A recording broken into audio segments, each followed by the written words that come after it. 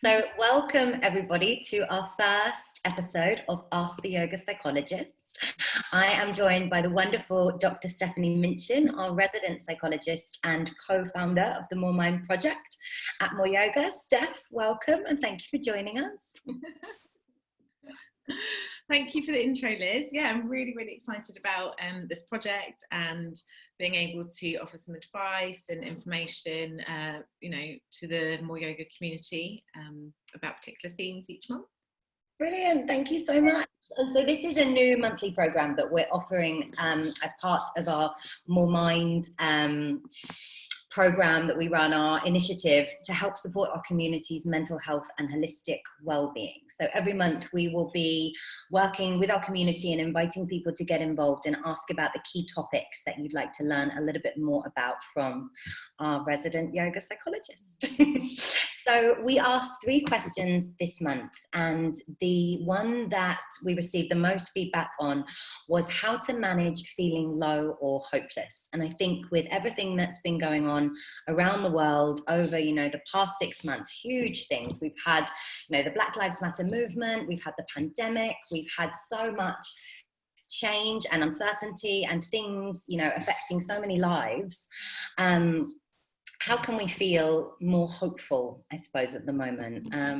So Steph, what advice would you give to someone who's struggling? I think a lot of us are feeling quite low at the moment and maybe a little bit hopeless with everything that's been going on. Well, firstly, I think the most important thing to acknowledge is that actually, bearing in mind this pandemic is touching all of us in various ways on every single level, that it's absolutely normal to experience feelings of hopelessness at some point. It's, whether that's despair, whether it's anger, whether it's frustration, whether it's uncertainty, whether, some of us have lost jobs. Unfortunately, some of us have been touched by the illness or lost loved ones. We are all faced with this situation, which is completely unprecedented. And to not experience negative feelings throughout this time is probably not normal.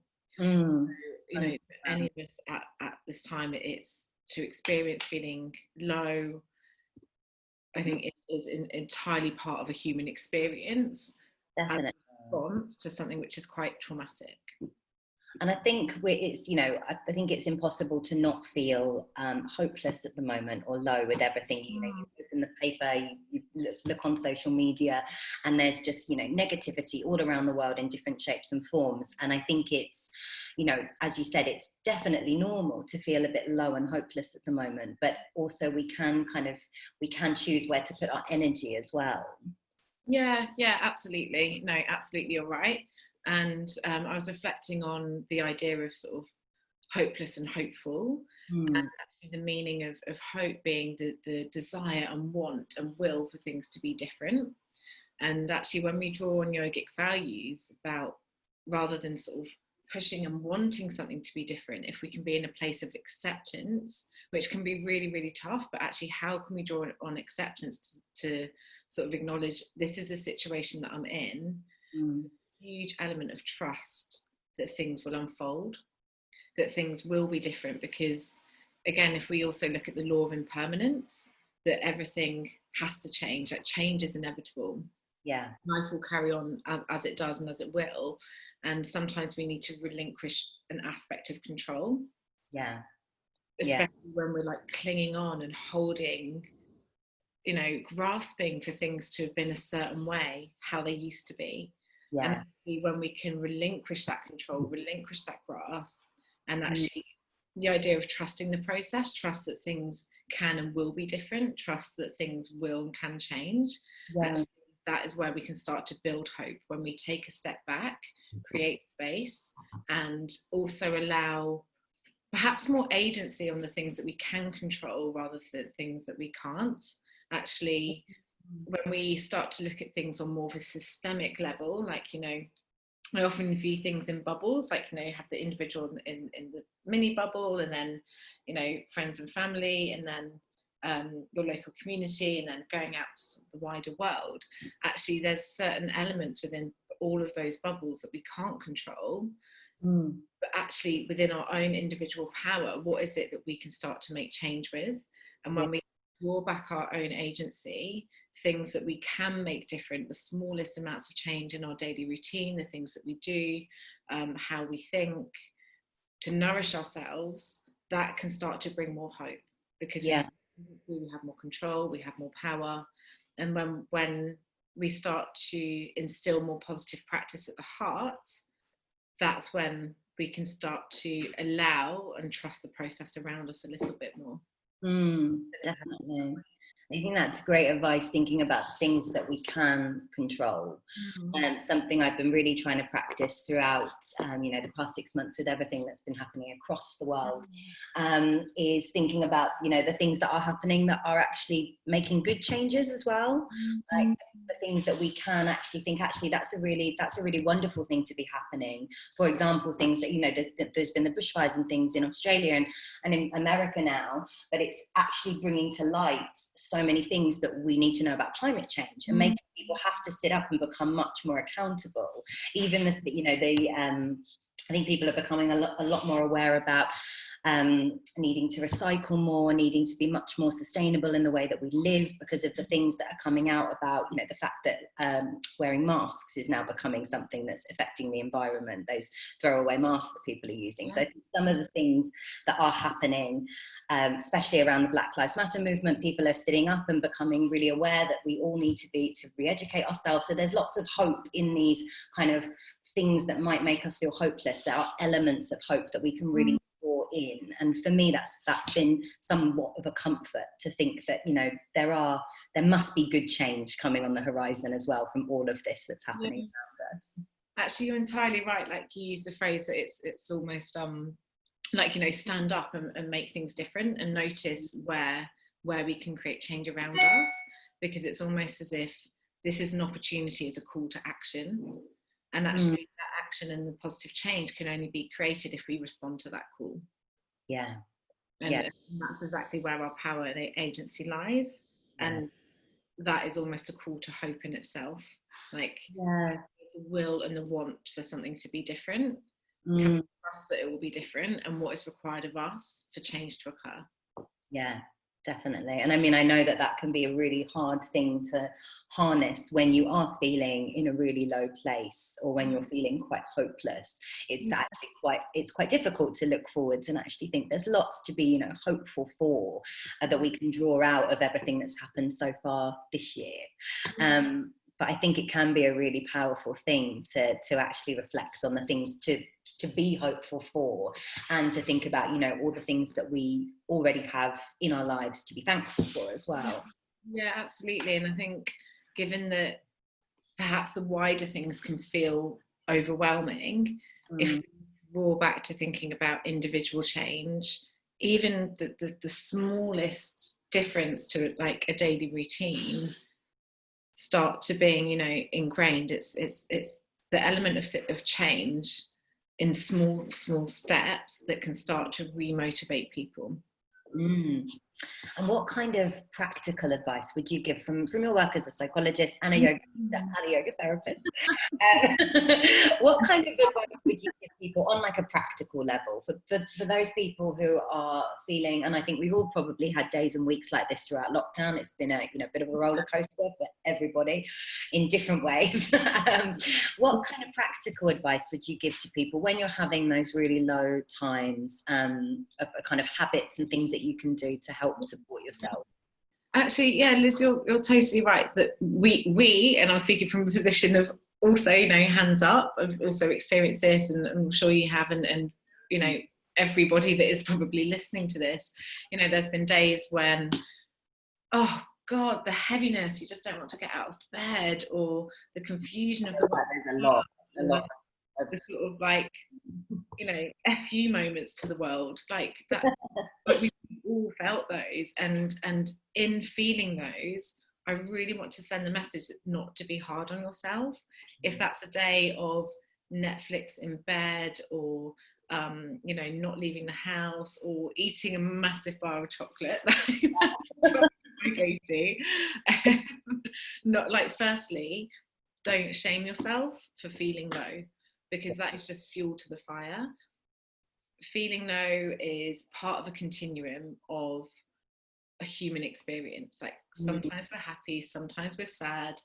This is a long continuum. Sometimes we're lots and lots of different emotions in between, and we can be part of so many different emotions at one time. We are not a fixed state. We are not a fixed human being. We are not only a sad person or a hopeless person, and we can hold and experience multiple emotions at any one time. And again, this law of impermanence, emotions will shift and change. So, you know, within the first and foremost, when feeling low, don't shame yourself, because that's just further negativity.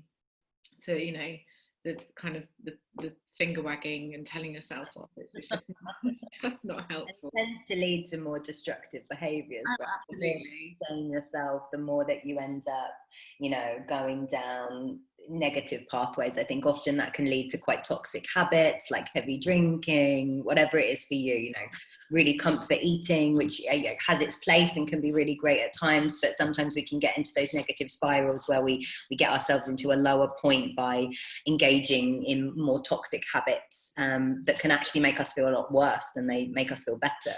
Yeah. It's like it's an invitation to a self-sabotage cycle. Like, well, here I am, I'm on the roller coaster now, just ramp up the speed and go a little bit faster. Like it's, okay. I think noticing, so bringing in awareness of when these habits start to spiral. So I often use the metaphor of a tornado. So it's almost like planting the seed, and then that spiral just goes. And sometimes, you know, we can all reflect back and suddenly think, oh gosh, how am I here? How has it got this bad? I didn't know. So when we can start to bring awareness into our practices, our habits, oh, I think I'm drinking more than usual. Oh, I think, you know, I'm not sleeping at night. Okay, so when you start to notice when things start to go off kilter, bring it in early, make the changes early before it starts to spiral. Yeah, to become aware. Yeah. And so when we talk about feeling hopeless or low, this is really on the level of the sort of nervous system. So the nervous system is kind of, you know, there's that sort of heavy, the drained, the exhausted, the fatigue, the drudgery on the inside. And it can be really difficult to find the self-motivation to boost. But actually, this is all about lifting the nervous system. Like, actually, what can we do to be more active? What can we do to lift and to energize, to re-nourish ourselves? And when we look at base components, you know, Maslow's hierarchy of needs around, you know, do you have shelter, do you have food, do you have warmth, do you have sleep? All of these are such important factors. So when we're feeling low, it might be that our sleep becomes disturbed. We might be sleeping all the time. Yeah, we might need extra naps.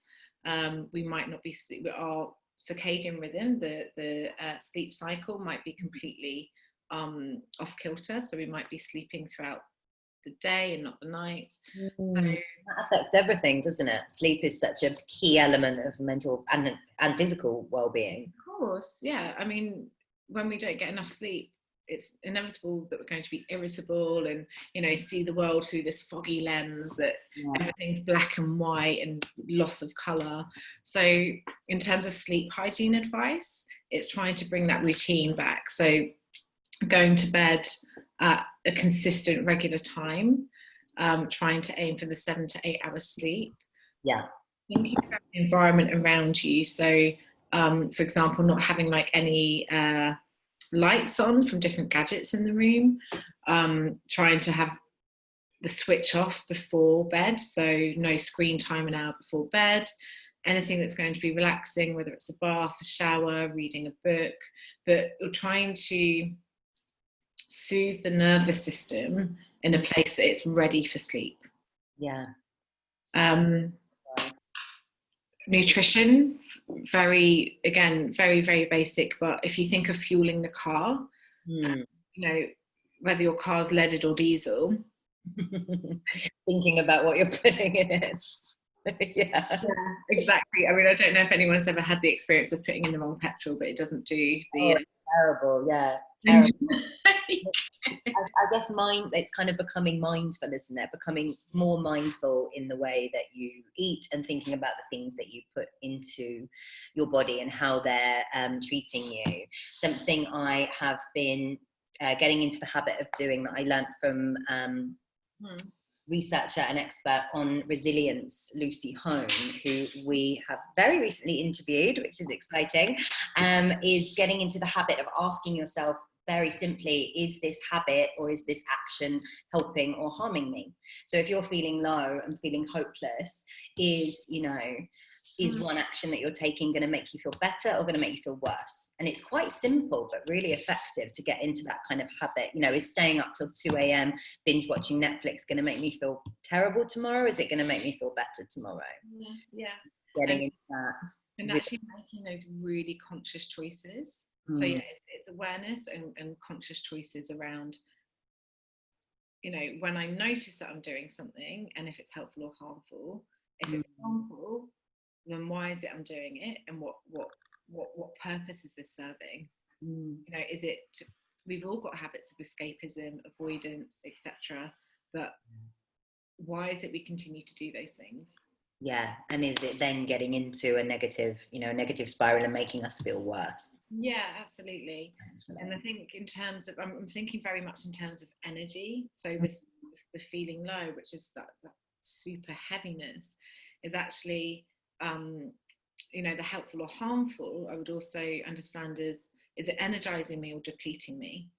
Like if you're already down and there's already this heaviness, it'd be like putting a bag of rocks all over you. Yeah. It's a great analogy. Do I need more heaviness in my life? Yeah. Yeah. And like you said, Liz, earlier, I think you used the word toxic. That also transfers to not just habits, but also environments around us. Surroundings, and I suppose people sometimes can be toxic as well. The people that we surround ourselves with. Yeah, like we've all been in those relationships where we sense that sort of the heaviness or the negativities, and it's really, really wearing us down. Actually, really take stock and check about who's around you in your life, who brings you joy, who nourishes you. This is actually another thing around sort of practical advice about feeling low, is that often we want to withdraw, like we want to hide, we want to avoid the world. Outside people are just way too much. But actually, what we do know from research is that social, not isolation, the opposite of social isolation, which is, the irony and difficulty of the context that we're in, is social inclusion and socialization brings positive mental health. So it's that connection with other human beings. We are social creatures. There's no wonder that a lot of us are feeling a little bit low at the moment with social distancing and with being apart from the people that normally might bring us. Yeah. And actually, just by observation, you just did this. I gave myself a hug. Okay, so this is what we're missing. Like, oxytocin hugs, like on a hormonal level, the power of touch boosts our hormones, oxytocin, that's sort of the love. Yeah.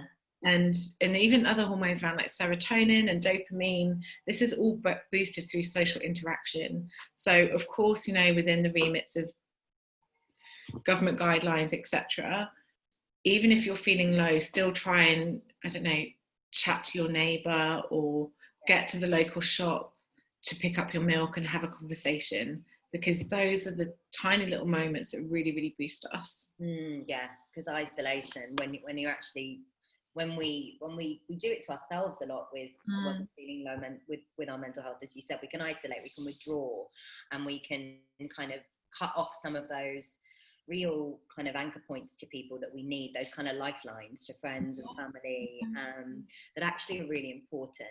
So I think, as you said, even though there's, we might not be able to meet in the same social ways that we did before, there are, as we've all learned this year, there are other ways to connect. Yeah. I'm also thinking about the importance of a routine. So particularly if we're struggling and things feel overwhelming, our routine might go out the window. And this, you know, as much as that goes back to kind of sleeping and eating, whether yes, work can be a big part of our routine, and I absolutely acknowledge that this period might have been very uncontaining for a lot of people, being on furlough, maybe having a loss of purpose, being confronted with a sense of loss of identity.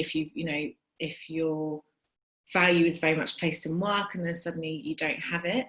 But actually, even with this space and time, how can you create routine? If it's like, what time is your breakfast? Do you go out for a walk at a certain time of day? Do you speak to someone on the phone at a certain time of day? Do you limit your social media use? So there's a window between, 1 or 2 hours where you're using it. It's about containment and routine, which also brings back a sense of purpose and that agency and control about how you spend your time in your day. Amazing. Thank you so much for sharing, Steph, all of those really, really helpful insights. And we talked a little bit about the nervous system and kind of soothing the nervous system. And I think we were going to just close with a breathing practice for anyone to practice who is maybe feeling a little bit low, because as yoga teachers and as a yoga community, we know that breath has such a powerful impact on the nervous system and in the ability to actually get ourselves into a calmer place and a more self-soothing place through breathing practices. Yeah, absolutely. So one of my favorites and go-tos is called Coherent Breathing. So just to explain, as Liz said, the power of the breath is a healing tool. And if you're human and you're alive, I'm going to make the assumption that you're breathing. So every single person has the capacity to soothe themselves through their breath. So typically our breathing rate might be about 10 or 12 breaths per minute. If we're feeling anxious, where the nervous system is too switched on, it might be like 15 breaths or more. Sometimes if we're feeling down, our breath might be unregulated. For example, have like a jerky pattern, or maybe not using its full capacity of the lungs. The breath can really do different things according to our well-being. So when we start to bring conscious control back to the breath, we can start to soothe the nervous system on the inside, and the lungs, with the control of the breath, then send messages to the brain that tell the brain, it's okay, I'm safe, I'm calm, I'm soothed, I can be here now. So the practice I'm going to share is coherent breathing, which is controlling the breath to slow it down to about 6 breaths per minute. And this invites a sense of consistency with the breath. So it's a very slow and long, deep inhale and exhale at the same rate and the same rhythm. And on a nervous system level, it ignites the parasympathetic nervous system, which is the relaxation response. So that's the body and the mind working together through the breath to say, I'm here, I'm now, I'm feeling relaxed, I'm safe, and I'm okay. So that's what I'm going to share. So find a comfortable seat to start. I'm going to be playing what I call a dong, a bell, through the mic. So yeah, just find a comfortable seat, maybe start to close down the eyes. And we'll practice this for 3 minutes. Okay. So firstly, we'll start by taking an inhale through the nose, then softly sighing out, exhale.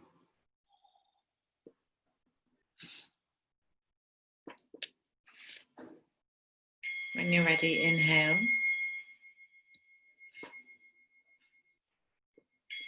Exhale. Inhale.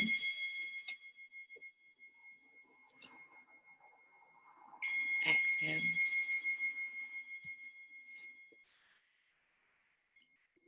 Inhale.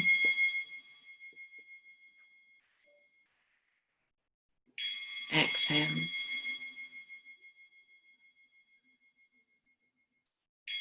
Inhale.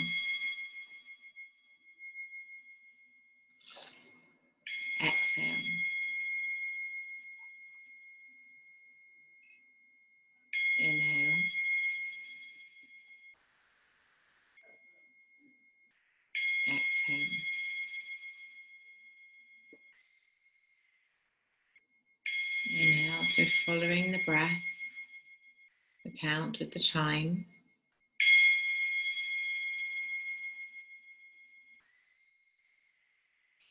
Inhale. Allow the breath to be full, slow. Exhale, controlled. Inhale.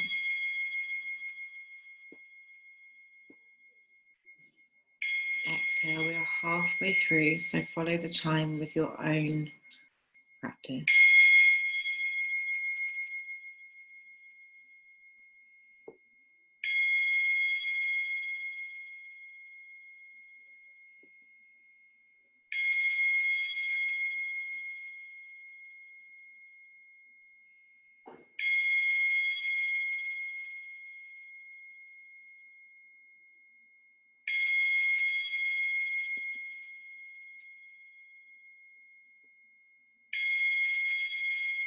We have 1 minute left. Follow the chime with the breath.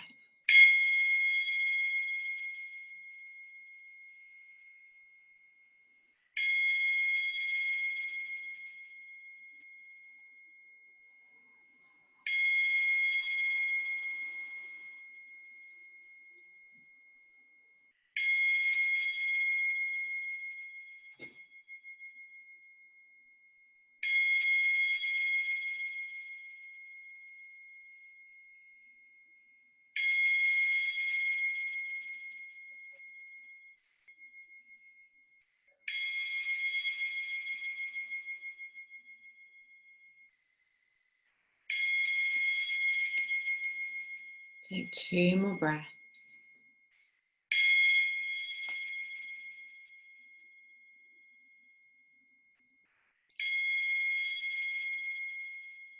And final breath of the practice.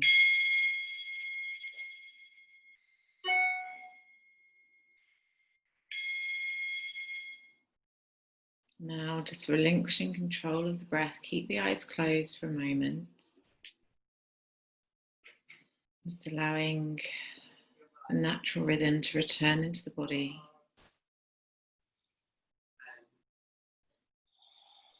And just allowing yourself that check-in, that pure noticing of the body, where the breath is sitting.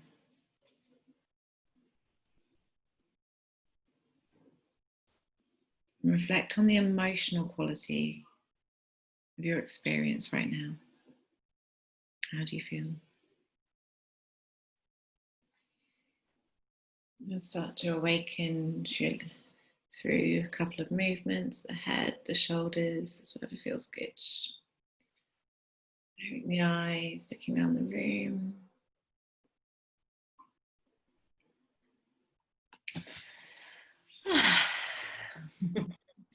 How did you experience that, Liz?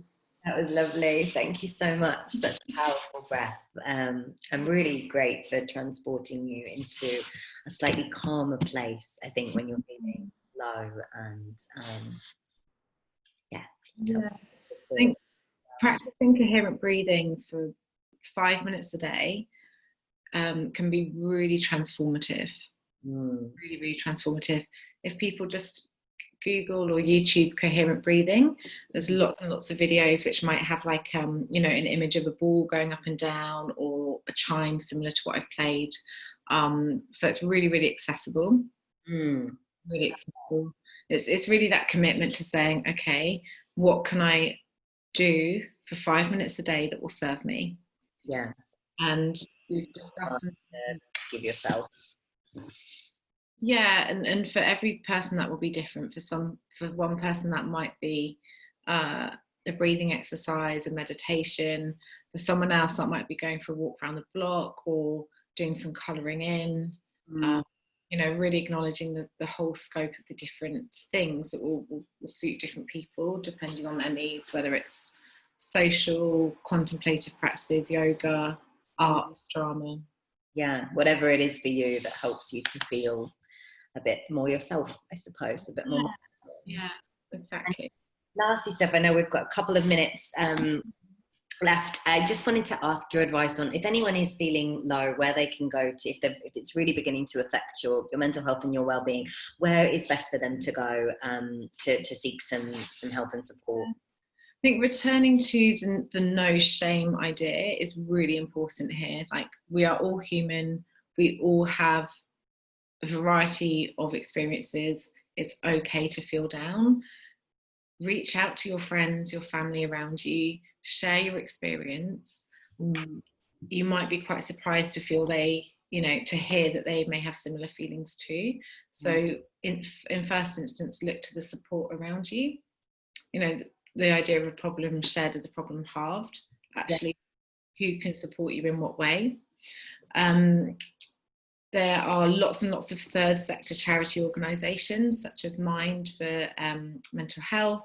There's lots and lots of different apps that are available, anything from Headspace to something like Calm Harm is also helpful. Breathe.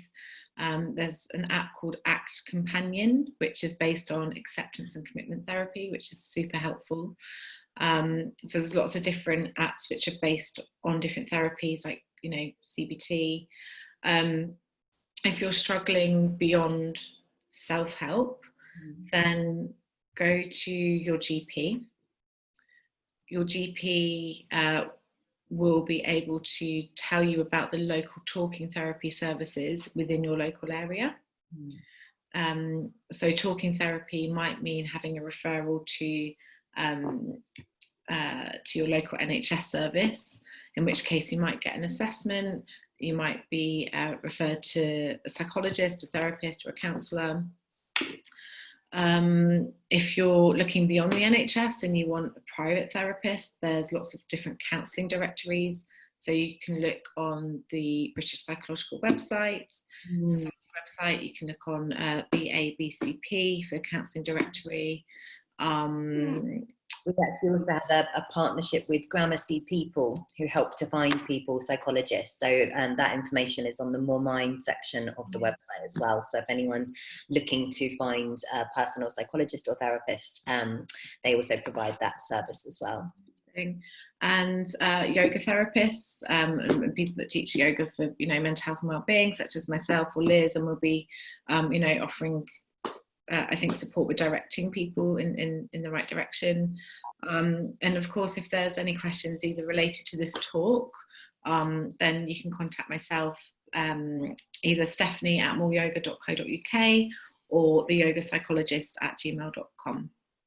Well, thank you so much, Steph, for your time and advice today, and for sharing so much with us. Thank you so much. And if anyone does have any feedback or is in need of support, please do get in touch. You can contact me as well at MoreYoga. It's just Liz at moreyoga.co.uk. Let us know if there's other things that you want to learn about, and other things that you're looking for to support yourself on your mental health and well-being journey. And we'll hope to see you for the next session in a month's time as well. Wonderful. Thank you for today. And we're looking forward to Steph, and thank you to everyone who's joined us. And we will look forward to our next Ask the Yoga Psychologist. Wonderful. Oh, bye. Bye.